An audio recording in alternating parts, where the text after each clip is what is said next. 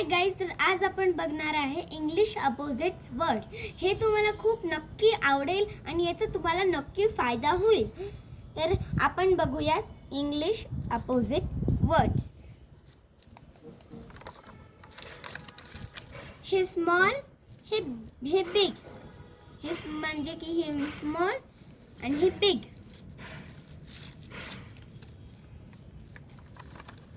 हे डे, हे नाईट. असं तुम्ही थोडंसं वेगळ्या प्रकारचं पण चित्र काढू शकता. हे आउट, हे इन. हे लेफ्ट, हे राईट. हे हॉट, हे कोल्ड. तर फायनली ही आपली बुक संपली आहे आणि आता तुम्ही याची आयडिया नक्की वापरू शकता आणि लास्टला या व्हिडिओला लाईक, सबस्क्राईब आणि शेअर नक्की करा. थँक्यू.